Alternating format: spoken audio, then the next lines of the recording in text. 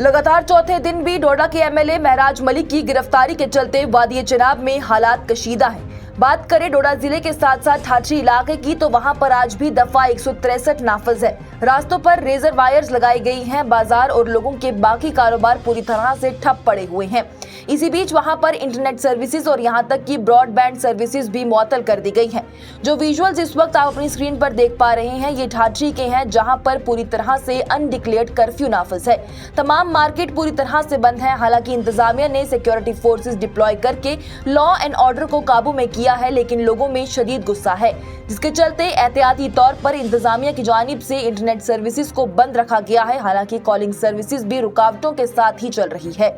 इसी बीच बात करें गुंदो इलाके की, तो वहां पर राब्ता कर पाना बहुत मुश्किल हो गया है, क्योंकि बताया यह भी जा रहा है कि हर तरह से उसे राब्ते के जरिए वहां पर मुअत्तल कर दिए गए हैं और उसे टोटल कम्युनिकेशन ब्लैकआउट में रखा गया है।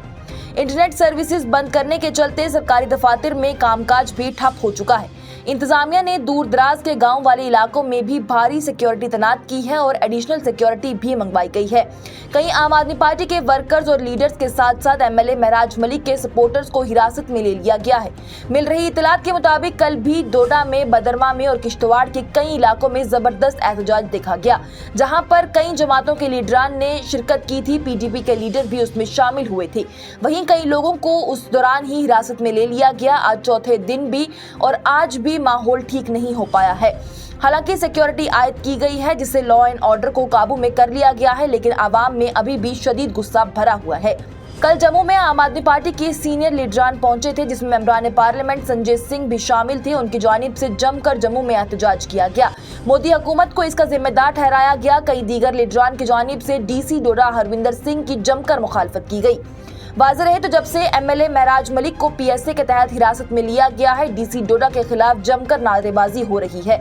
उन्हें तनकीदों का निशाना बनाया जा रहा है और कहा यह जा रहा है कि उन्हीं की वजह से पूरी वादी चिनाब में सूरत हाल इतनी खराब हो चुकी है। वहीं गुंदो बलेसा की एक 2 साला बच्ची, जिसकी कल रास्ते में ही मौत हो गई थी क्योंकि सिक्योरिटी फोर्सेज ने डोडा जाने की इजाजत नहीं दी थी, इसके लिए भी डीसी डोडा को ही जिम्मेदार ठहराया जा रहा है। वाज़ेह रहे तो एहतजाज में जेल की दीवारों से इनकलाब आएगा, इनकलाब जिंदाबाद और महराज को रिहा करो जैसे नारे लगाए जा रहे थे। गुज़िश्ता रोज में भी किश्तवाड़ के कई इलाकों में एहतजाज हुआ, जिसमें डेडपेट, छात्रू और किश्तवाड़ के बस स्टैंड में एहतजाज देखा गया। वहीं एक बड़ी खबर इस बीच ये भी आ रही है कि आम आदमी पार्टी के लीडरान जो कि कल जम्मू में एहतजाज कर रहे थे, वहीं आज उन्हें श्रीनगर में एहतजाज करना था, जिसकी कॉल उनकी जानिब से दी गई थी, लेकिन उन्हें एहतजाज नहीं करने दिया गया। उन्हें गेस्ट हाउस वेस्ट में ही नजरबंद कर दिया गया है और बाहर आने या फिर एहतजाज करने की इजाजत नहीं दी जा रही है।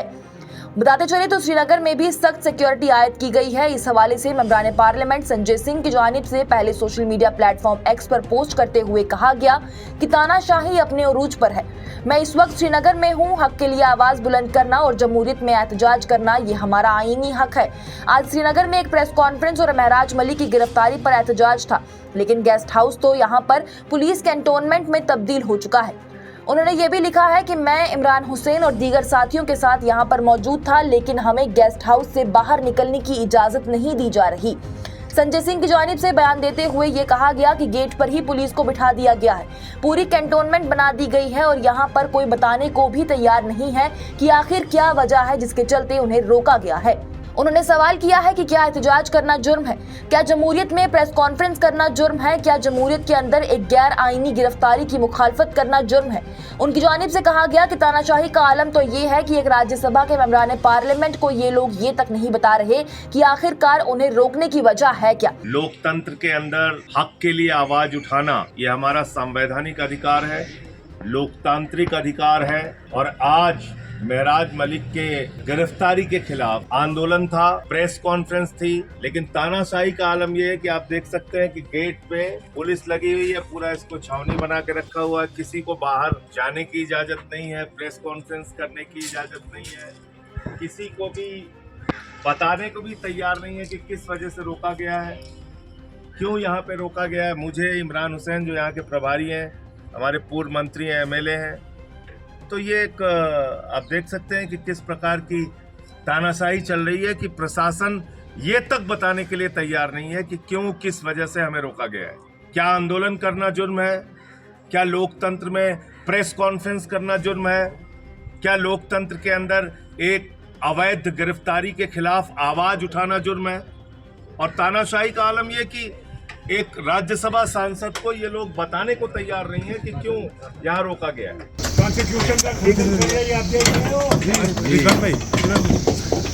सलाम नहीं करना चाहता था, मगर ये सलाम करने पे नहीं दिया। मिलने नहीं दे रहे हैं, निकलने नहीं दे रहे हैं, जो इनसे बंटवारा कर रहे हैं। देखिए पुलिस दरबार ये हाथ देखिए, ये मालिक बैठे हैं। रियासत में एक स्टेट की गवर्नमेंट है, आवाम की गवर्नमेंट है। कई बार के आप मुख्यमंत्री मगर आपको मालिक अंदर जो है, नहीं आने दे रहे हैं, मिलने नहीं दे रहे हैं। लेफ्टिनेंट गवर्नर वो मालिक है पुलिस वालों का। ये हाल देखो। वहीं फिलहाल भी यही बताया जा रहा है कि श्रीनगर में सिक्योरिटी सख्त कर दी गई है और इन लीडरान को एहतजाज नहीं करने दिया जा रहा। मजीद क्या कुछ तफसीलात आएगी वो भी हम आप तक जरूर पहुंचाएंगे। आप देखते रहिए न्यूज़ इंसाइडर 24/7।